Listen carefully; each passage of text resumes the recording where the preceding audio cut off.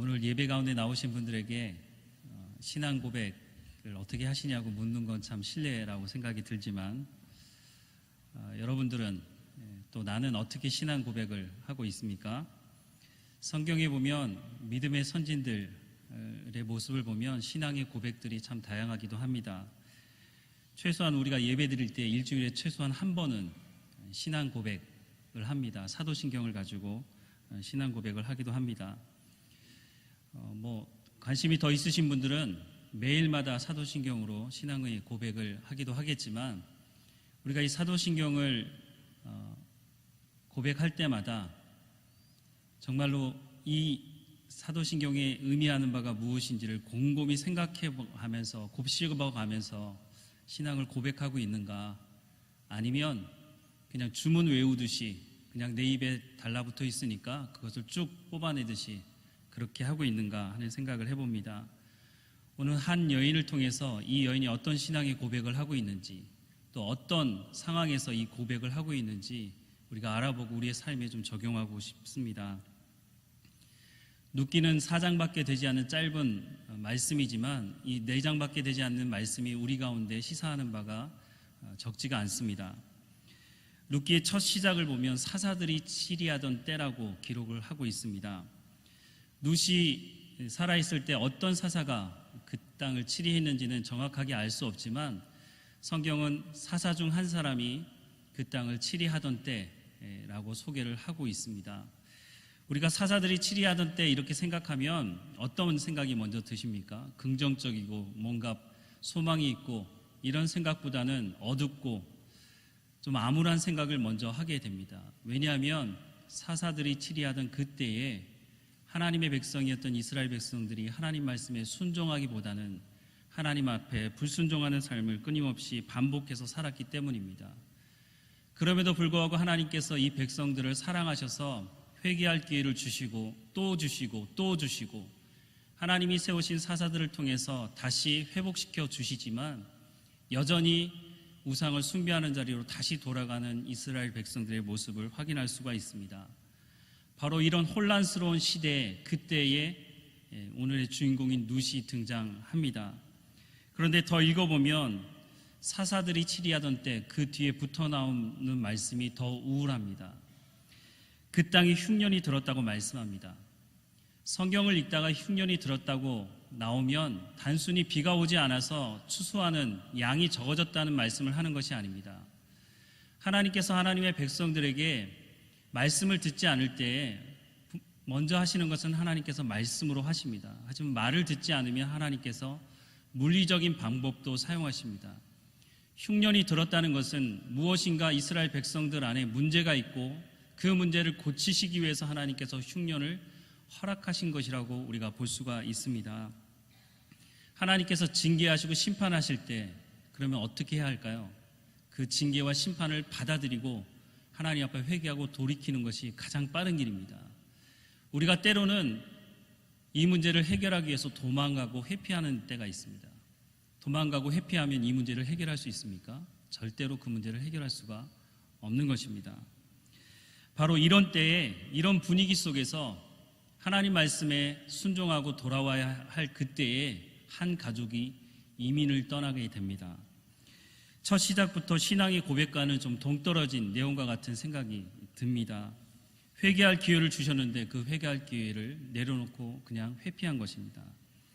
룻기 1장 1절부터 2절 말씀을 다시 한번 보면 사사들이 치리하던 때에 그 땅에 흉년이 드니라. 유다 베들레헴의 한 사람이 그의 아내와 두 아들을 데리고 모압 지방에 가서 우거하였는데 그 사람의 이름은 엘리멜렉이요 그의 아내의 이름은 나오미요 그 두 아들의 이름은 말론과 기럐이니 유다 베들레헴 에브라 사람들이더라. 그들이 모압 지방에 들어가서 거기 유하였다고 말씀을 하고 있습니다. 이민을 가게 된 것인데 그 이민을 가게 된 이유가 그렇게 썩 달갑지가 않습니다. 왜냐하면 나라 전체가 어려움 당하고 있는 그때, 공동체가 어려움을 당하고 있는 그때에 자기 혼자 살겠다고 이민을 간 것입니다. 물론 죽느냐 사느냐 문제, 이 문제가 닥치면 누가 이것에 대해서 뭐라고 할 수 있겠습니까? 하지만 유대 전통에 따른 것을 보면 흉년이 들거나 어려움을 당했을 때 부자들은 자기의 창고를 열어서 가난한 사람들을 먹이는 것이 유대의 전통이었습니다. 그런데 엘리멜렉은 도망갔습니다. 엘리멜렉이 정말 가난해서 먹고 살 것이 없어서 이민을 간 것이 아니었던 것으로 보여집니다. 왜냐하면 나오미가 나중에 돌아와서 이런 말을 합니다. 내가 풍족하게 나갔더니라고 말씀하고 있습니다. 엘리멜렉은 가난하지는 않았던 것 같습니다. 하지만 내가 이 창고를 열어주면 자기도 죽을까 하는 두려움 때문이었는지 이민을 가고 말았습니다. 한 가정의 삐뚤어진 모습을 보여주고 있지만 사실은 이스라엘 백성들 전체가 이 가정을 통해서 얼마나 잘못되었는지를 또한 한편으로 보여주고 있는 것입니다. 하나님 말씀에 불순종해서 아까도 말씀드렸지만 하나님께서 심판했다면 이것을 받아들이고 회개하고 돌이키면 될 문제를 오히려 더 크게 만든 것 같습니다. 도망가면 문제가 절대 해결되지 않습니다. 손바닥으로 하늘을 가리는 것과 같은 일이라고 생각이 듭니다. 모압 땅에 간 엘리멜렉의 가정, 엘리멜렉이 얼마 되지 않아서 죽었던 것으로 성경은 기록하고 있습니다. 그리고 나서 두 아들을 장가 보냈습니다. 며느리를 봤는데 첫 번째 이름은 오르바고 두 번째 이름은 룻이었습니다. 그런데 엎친 데 겹쳤다고 아버지도 죽었는데 두 아들마저 얼마 되지 않아서 객사하게 되었습니다. 졸지에 3명의 과부가 남게 되었습니다. 당시에 과부로 남겨졌다는 것은 사실 일상적인 생활을 거의 불가능했다는 것을 우리는 압니다. 지금이야 여자가 밖에 나가서 일할 수 있지만 그 당시에는 그럴 수 있는 상황이 아니었습니다. 그런 와중에 10년쯤 되었을 때 나오미가 다시 고향으로 돌아가겠다고 말합니다. 그때가 어느 때냐면 1장 6절 말씀해 보니까 그가 모압 지방에 있어서 여호와께서 자기 백성을 권고하사 그들에게 양식을 주셨다 함을 들었다고 말할 그때에 며느리들을 모아두고 나는 이제 고향으로 돌아간다. 너희도 너희 고향으로 돌아가라 라고 하는 말을 합니다. 그 말을 듣고 한 며느리 오르바는 다시 자기 집으로 돌아가지만 룻은 그렇게 하지 않고 끝까지 어머니 곁에 남겠다고 하고 결국 베들레헴까지 오게 됩니다. 돌아오기는 했지만 사실 실제적인 문제는 해결할 수가 없었습니다. 먹고 사는 문제였습니다. 그나마 다행인 것은 나오미가 돌아왔을 때 고향에는 보리 추수 때가 됐습니다. 그래서 밖에 나가서 이삭을 줍는 일을 할 수가 있었습니다. 그러나 그 지역을 가장 잘 알고 있는 그 지역 사람이었던 나오미가 가서 이삭을 줍는 것이 아니라 이방인이었던 이 이방인 여자인 이 룻이 밖에 나가서 이삭 줍기를 했다고 성경은 말씀해주고 있습니다. 나오미가 나가야 아는 사람도 있으니까 한 줌이라도 더 줍고 한 줌이라도 더 얻어올 수 있지 않겠습니까? 자존심 때문이었는지 아니면 몸이 그 10년 동안 너무 연약해져서 나가지 못하는 것이었는지 모르겠지만 어쨌든 나오미는 나가지 않고 룻만 나가서 이삭을 줍게 됩니다. 룻은 이방 여인이었습니다. 여러분 여러 번 들으셨겠지만 이스라엘 백성들은 이방 사람들에 대해서 상당히 적대적입니다. 개나 돼지로 취급하는 사람들이었습니다. 그것도 도시에 온 것이 아니고 베들레헴, 우리가 예수님이 태어나셨기 때문에 그것이 뭐 큰 도시처럼 생각하지만 예수님 태어날 당시만 하더라도 500명 정도 살 정도밖에 되지 않는 작은 곳이었습니다. 그 전에 훨씬 전이니까 정말 깡촌도 이런 깡촌이 없을 정도로 그런 깊은 산골이라고 생각을 해도 될 것 같습니다. 이미 룻에 대한 소문이 쫙 퍼졌습니다. 이방 여인이었던 이 룻, 그 여자가 왜 나오미를 따라왔을까? 별 소문이 다 있었겠지만 성경을 보니까 나쁜 소문보다는 룻에 대한 칭찬의 소문이 있었던 것으로 보입니다. 보아스도 룻에 대한 소문을 들었다고 말합니다. 룻기 2장 11절 말씀에 보면 보아스가 그에게 대답하여 가로되 내 남편이 죽은 후로 내가 시모에게 행한 모든 것과 내 부모와 고국을 떠나 전에 알지 못하던 백성에게로 온 일이 내게 분명히 들렸다고 말하고 있습니다. 좋은 소문이 나긴 했지만 좋은 소문이 났다고 해서 먹고 사는 문제가 해결되는 것은 아니었습니다. 룻은 도대체 무슨 생각을 하고 이방 연인의 이 몸을 가지고 이스라엘 백성들이 이방 사람들에 대한 대접을 어떻게 하는지 잘 들어봤을 텐데 무엇 때문에 어떤 생각을 가지고 여기까지 왔을까요? 룻의 입장에 본다면 룻은 그냥 단순히 이사 온 것이 아니라 이민을 온 것입니다. 나오미와 자기가 살던 고향에 왔으니까 별 문제가 없을지 모르지만 룻의 입장에서 보면 이건 상당한 문화 충격도 있고 여러 가지 문제가 생길 수 있는 상황입니다. 여러분, 외국에 나갈 기회가 종종 있을 겁니다. 여행 다녀오신 분들은 잘 경험할 수 없는 부분이지만 외국에 나가서 살다 보면 인종차별에 대한 문제를 경험할 때가 있습니다. 제가 캐나다에 잠깐 있을 때 그때 있었던 게 사스라는 병이 유행했었습니다. 중국에서 발병되어서 캐나다에까지 이게 전염이 돼서 캐나다 사람들도 몇 명이 사망하는 사건이 있었습니다. 그때 제가 있었는데 서양 사람들, 특별히 백인들이 모여있는 곳에 동양 사람들이 있으면 그 눈초리가 상당히 살벌했습니다. 그 일 때문에 폭력이 또 있기도 하는 현장 가운데 제가 보기도 했습니다. 이방인으로 살아간다는 것, 이민자로 살아간다는 것은 이런 것도 사실은 감수해야 되는 부분이 있습니다. 또 하나의 문제는 이삭 죽기를 하고 있지만 이 이삭을 죽는 문제를 가지고 평생을 먹고 살 수 있는 문제를 해결할 수 없다는 것입니다. 내일을 보장받을 수 없는 삶이라는 것입니다. 그럼에도 불구하고 룻은 나오미를 쫓아와 이 땅에 살고 있습니다.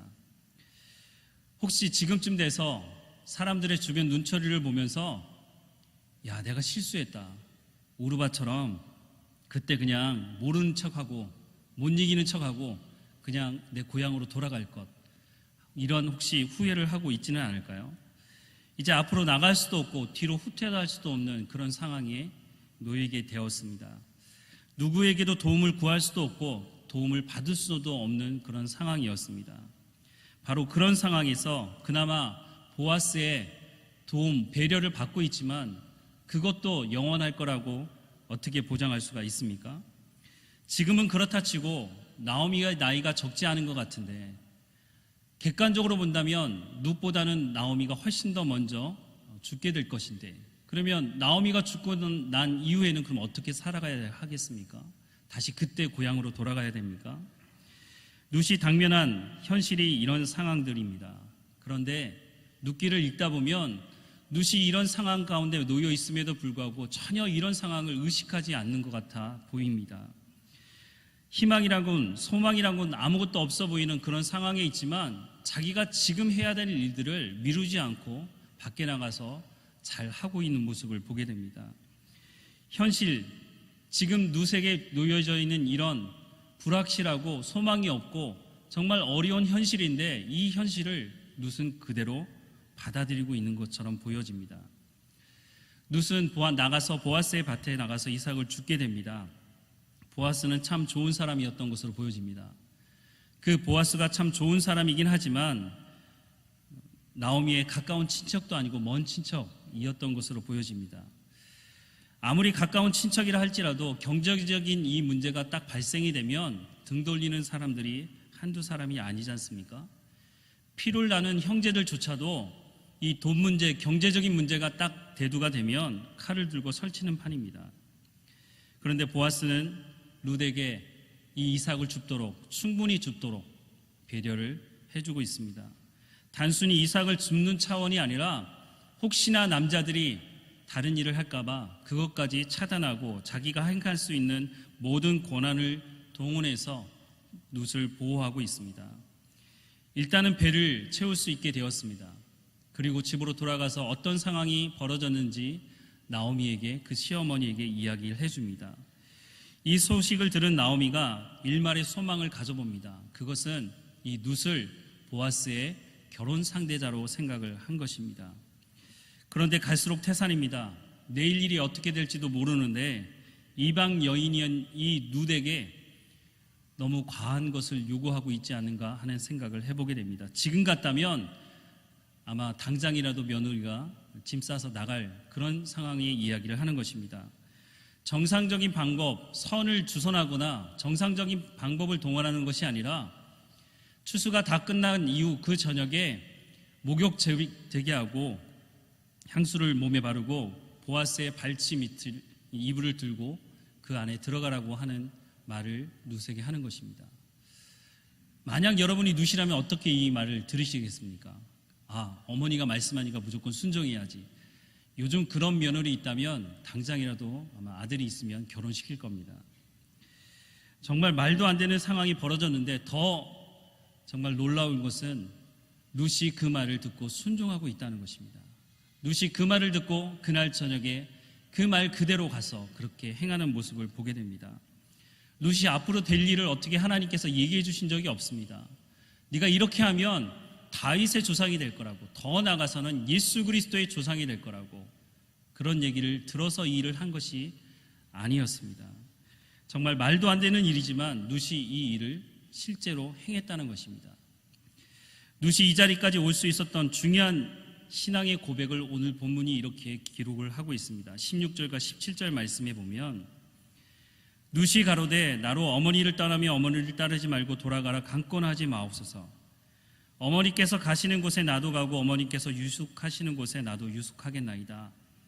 어머니의 백성이 나의 백성이 되고 어머니의 하나님이 나의 하나님이 되시리니 어머니께서 죽으시는 곳에서 나도 죽어 거기 장사될 것이라. 만일 내가 죽는 일 외에 어머니를 떠나면 여호와께서 내게 벌을 내리시고 더 내리시기를 원하나이다 라고 고백하고 있습니다. 룻이 지금 무엇이라고 말하고 있느냐면 나오미가 고백하는 그 하나님이 어머니의 하나님이 아니라 나의 하나님이라고 고백하는 신앙의 고백을 하고 있습니다. 신약 성경에도 읽다 보면 나의 하나님이라고 하는 이 신앙 고백 상당히 중요하게 다루고 있습니다. 도마가 부활하신 예수님을 만나고 한 고백이 이 고백이었습니다. 나의 주시며 나의 하나님이시니이다. 룻이 지금 이 고백을 하고 있는 것입니다. 룻이 입으로만 하는 고백이 아니었습니다. 룻이 한 이 고백은 그냥 주문처럼 외워서 한 고백도 아니었다는 것입니다. 룻이 한 이 고백은 누가 억지로 강요해서 한 것도 아니고 이 룻이 고백하는 이 신앙의 고백은 삶의 현장에서 지금 하고 있는 고백이라는 것입니다. 룻이 하나님이 어떤 분이신 줄 알고 어떻게 이 신앙의 고백을 했을까요? 어디서 하나님을 발견하고 어디서 하나님에 대해서 들었을까요? 모압 땅, 이방 땅에서 살았던 룻이 아닙니까? 이방 땅에서 하나님을 발견할 수 있는 유일한 통로가 있었다면 그것은 어머니 나오미를 통해서 하나님이 누구이신지를 알게 된 것입니다. 처음에도 말씀드렸지만 사사들이 치리하던 때 그때 흉년이 들었습니다. 이 흉년이 들었을 때 처음에 떠났던 것은 나만 살겠다고 떠났습니다. 하지만 떠난 이후의 삶이 정말 엉망이 되고 말았습니다. 남편도 죽고 두 아들도 죽고 이루 말할 수 없는 고통 가운데 처해져 있는 나오미였습니다. 그런데 그 나오미가 이제 고향으로 돌아가겠다고 말하는 것입니다. 고향으로 돌아가겠다고 하는 것은 단순히 먹고 사는 문제를 해결하기 위해서 고향으로 돌아가겠다고 말하는 것이 아닙니다. 고향으로 돌아가겠다는 것은 내가 하나님을 떠나서 내가 여기 와 있지만 다시 내가 하나님께로 돌아가겠다고 하는 말입니다. 신약 성경의 말씀에도 보면 둘째 아들이 아버지에게 내 유산을 달라고 해서 밖에 나가서 흥청망청 살다가 돼지우리까지 내려가지 않습니까? 그때 생각한 것, 아버지의 집으로 돌아가야겠다. 그것은 단순히 먹고 사는 문제를 해결하기 위한 것이라고 하는 것이 아니라 내가 이제 회개하고 돌이키겠다고 하는 그 의미를 가지고 있는 것입니다. 나오미에게 있어서 유일한 소망이 있다면 바로 하나님께로 돌아가는 것, 그 모습을 룻이 지켜보고 있다는 것입니다. 사람이 변한다는 건 쉽지 않은 문제 같습니다. 여러분, 어떤 성씨가 고집이 가장 셉니까? 어떤 사람들은 최씨가 가장 고집이 세다 그러고 어떤 사람은 강씨가 세다 그러는데 저희 어머니 말씀을 빌리자면 정씨가 고집이 제일 세답니다. 아마 한국에 살고 있는 성씨를 가지고 있는 모든 사람들이 고집이 세지 않은 성씨가 없는 것 같습니다. 고집이 세다는 것, 그것은 변하지 않는다는 겁니다. 아무리 예수를 믿어도 정말 변화될 것 같지 않은 사람들이 있습니다. 그런데 나오미의 삶을 보니까 그렇지 않다는 것을 룻이 확인한 겁니다. 사람은 정말 변하기 힘든데 하나님을 알고 있는 나오미가 어떻게 변화되어 가는지를 가장 옆에서 룻은 지켜보았던 것입니다. 누시 하는 이 신앙의 고백은 어쩔 수 없이 하는 신앙의 고백이 아닙니다.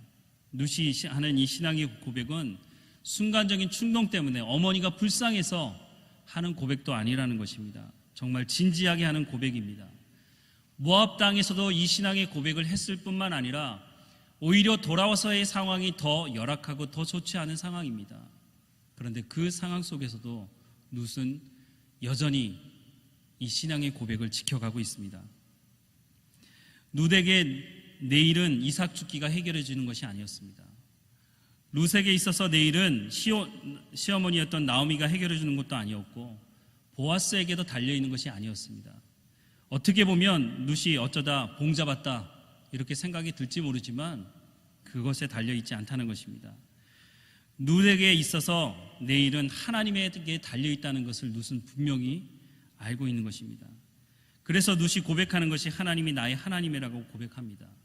그런데 이 고백을 어느 순간에 하고 있느냐 하는 것입니다. 가장 절망적인 순간에, 정말 이 밑으로는 더 처박힐 수 없는 그런 절망적인 순간에 룻이 바로 이 고백을 하고 있다는 것입니다. 또 한 가지는 절망적인 순간에 룻이 이 나의 하나님이라고 고백하는 것뿐만 아니라 더 중요한 것이 있는데, 이 고백만 하는 것이 아니라 자기가 지금 해야 될 일을 하고 있다는 것입니다. 내가 지금 할 수 있는 일이 밖에 나가서 이삭을 줍는 것이라면 내가 나의 하나님이라고 고백하는 그 고백하고 난 이후에 삶의 현장에서 그렇게 하나님을 의지하며 삶을 살아가는 현장이 있다는 것입니다. 신앙의 고백은 삶의 현장과 분리될 수 없는 것입니다. 삶의 현장에서 신앙의 고백을 하는 것이 진정한 신앙의 고백이라고 하는 것입니다. 다른 말씀을 드린다면, 우리가 하나님의 말씀을 들었다면, 이곳에서 들었다면 삶의 현장에 돌아가서 내 가정에서, 일터에서 하나님 말씀에 순종하는 것이 정말 신앙의 고백을 하며 살아가는 것이라는 것입니다. 룻은 자신에게 허락된 환경에 대해서 불평하지 않았습니다. 아니, 어머니 따라왔는데 이게 뭐냐고, 어머니 땅이라도 팔아서 먹고 살아야 되지 않겠느냐고. 돌아와서 보니까 땅은 있었던 것으로 보여집니다. 하지만 그렇게 불평하지 않았습니다. 룻은 하나님을 향해서, 하나님 이게 뭡니까? 내가 이걸 보려고, 이런 꼴을 당하려고 내가 이 땅에 왔습니까? 이렇게 말하고 있지 않다는 것입니다. 룻은 하나님을 전적으로 신뢰하고 자신이 해야 될 일을 하고 있습니다. 우리는 때로 하나님 앞에 생사화복을 하나님께서 주관하신 분이라고 고백할 때가 있습니다. 그런데 우리의 삶의 현장에서는 정말 그렇게 고백하는 삶을 살아가고 있습니까? 우리가 이 예배당을 찾아와서 신앙의 고백을 합니다. 하나님은 이런 분이시라고, 사도신경을 하면서도 하나님은 이런 분이라고 고백합니다. 전능하사 천지를 만드신 하나님 아버지를 내가 믿사오며, 우리가 일주일에 최소한 한 번은 이 고백을 합니다. 이 고백이 없이는 우리가 하나님의 말씀을 믿을 수도 없고 우리가 하나님을 믿을 수도 없습니다. 우리가 최소한 이 고백을 하고 있다는 것은 하나님과 우리가 관계가 있고 내가 하나님 말씀을 듣겠다는 것이 전제되어져 있는 것입니다. 우리가 삶을 살아가는 현장도 사실 만만치 않습니다. 룻의 삶의 현장도 만만치 않지만 우리가 살아가는 삶의 현장도 정말 만만치가 않습니다. 이 말은 우리의 삶의 현장에서 우리도 룻기를 써갈 수 있는 충분한 조건을 가지고 있다는 의미이기도 합니다. 하나님께서 룻에게도 그렇게 역사하셨다면 오늘 이 시대를 살아가는 우리에게도 동일하게 하나님께서 이렇게 말씀하시고 이 일들을 하나님께서 이루어갈 수 있다는 것을 우리 가운데 말씀해 주고 있는 것입니다. 신앙의 고백은 그리스도인으로서 어떤 신앙의 삶을 살아가야 하는지를 방향을 제시하고 있는 것이기도 합니다. 서울에서 부산을 가겠다고 하는 사람이 부산을 가려고 하면 남쪽으로 내려가야죠. 그런데 북쪽을 향해서 걸어가기 시작한다면 군계선도 넘어가야 되고 지려밭도 넘어가야 되고 더 위로는 북극을 지나서 바다를 건너서 아마 부산을 찾아가야 가야 될 것입니다. 부산을 가기도 전에 아마 이 세상 사람이 아닐 수도 있을 것입니다. 나의 하나님이라고 하는 이 신앙의 고백, 그것은 내가 중심에 있는 것이 아니라 하나님께서 내 중심에 계십니다. 내 주장, 내 경험을 말하는 것이 아니라 하나님께서 말씀하시면 그 말씀대로 내가 순종하겠습니다라고 하는 신앙의 고백인 것입니다. 이런 신앙을 고백하는 사람이 불평할 수 없는 것입니다. 내 삶의 환경이 아무리 열악할지라도 그것에 대해서 하나님께 불평하지 않을 것입니다.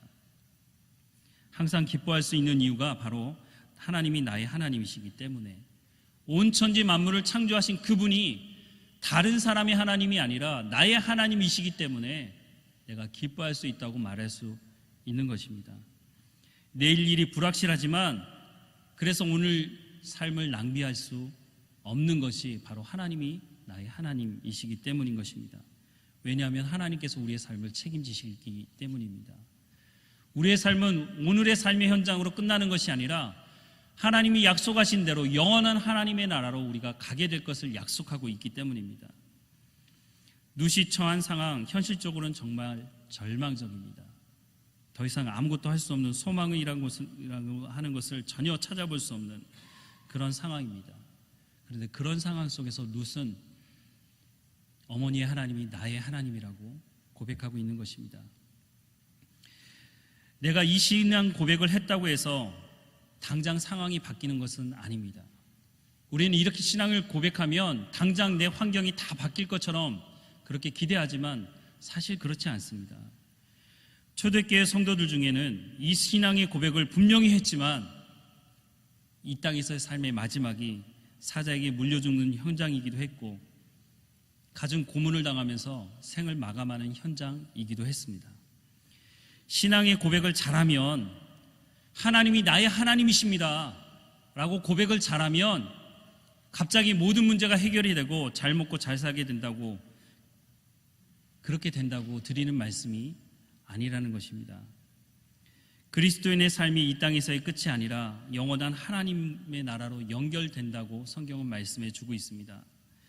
내가 살아가는 현장이 열악한 환경이라 할지라도 우리가 이 신앙의 고백을 할 때에 내 가운데 벌어진 이 상황들을 내가 받아들일 수 있다는 것입니다. 내 가운데 벌어진 이 상황을 받아들일 수 있다는 것은 내가 그러면 다음은 어떻게 삶을 살아가야 되지? 라고 생각할 수 있는 여지가 생긴다는 것입니다. 오늘 나에게 주어진 삶에 대해서 최선을 다할 수 있는 것은 하나님이 나의 하나님이시기 때문인 것입니다. 주님의 이름으로 사랑하는 여러분, 오늘 우리가 이 신앙의 고백을 이 자리에서는 누구든지 할 수 있을 것입니다. 오늘 이 예배 자리까지 나오신 여러분들, 제가 처음에도 말씀드렸지만 이 신앙의 고백에 대해서 묻는 것은 어떻게 보면 말도 안 되는, 누구나 이 자리에서 할 수 있는 고백이니까 굳이 물을 필요가 없는 신앙의 고백이지만, 정말 물어야 되는 현장은 이 예배당에서 물어야 될 것이 아니라 내 가정에서, 내가 일하는 일터에서, 사람을 만나는 현장에서, 내가 정말 바닥을 칠 때에 그때에 누시한 이 신앙의 고백이 있어야 한다는 것입니다. 그렇지 않다면 우리가 이곳에 와서는 누구든지 신앙의 고백을 합니다. 찬양합니다. 하지만 우리의 삶의 현장에서 이 고백을 하지 못하고 있다면 우리는 룻이 이루어가는 이 역사를 뒤따라서 이루어가기 쉽지 않다는 것입니다. 오늘 예배하는 우리 모든 한 사람 한 사람들이 룻이 절망 가운데서 하나님이 나의 하나님이십니다 라고 고백했던 것처럼 우리의 삶의 현장에서, 정말 어려운 그 삶의 현장에서 하나님이 나의 하나님이십니다. 그 하나님이 온 천지 만물을 창조하셨고 내 상황은 이러할지라도 하나님은 나를 온전히 구원하실 나의 참된 아버지십니다 라고 고백하는 우리의 삶이 되기를 주님의 이름으로 축원합니다. 기도하겠습니다. 사랑과 은혜가 풍성하신 하나님, 우리가 삶을 살아가는 현장이 정말 만만치 않습니다. 우리를 유혹하는 것이 너무나 많고 우리의 마음 가운데 하나님 말씀대로 살아가겠다고 결단도 해보고 작정도 해보지만 우리의 삶의 현장으로 돌아가 있을 때 보면 우리가 하나님 말씀을 순종하지 못하고 정말 내가 하나님을 나의 하나님으로 모시고 있는지 의문이 될 때가 참으로 많습니다. 하나님, 우리를 불쌍히 여겨주시고 늘 성령에 충만케 하셔서 우리가 이 시간 이 자리에서 하나님이 나의 하나님이라고 고백하는 이 고백을 우리의 가정에서도 온전히 지키게 하시고 우리의 삶의 현장 어느 곳에서 있든지 우리가 하나님 말씀에 순종함으로 하나님이 우리의 삶을 통해서 살아계심을 드러내는 삶을 살아갈 수 있도록 인도해 주옵소서. 하나님, 우리의 연약함을 불쌍히 여겨주시고 하나님, 우리 가운데 일어난 모든 상황들을 받아들일 뿐만 아니라 거기 머물러 있지 않고 하나님께서 온 역사를 주관하신다는 것을 분명히 고백하는 우리의 삶의 현장이 될 수 있도록 인도해 주옵소서. 늘 우리와 함께 하시는 하나님, 날마다 성령의 충만함으로 우리를 인도해 주옵소서. 감사하고 예수님의 이름으로 기도드립니다.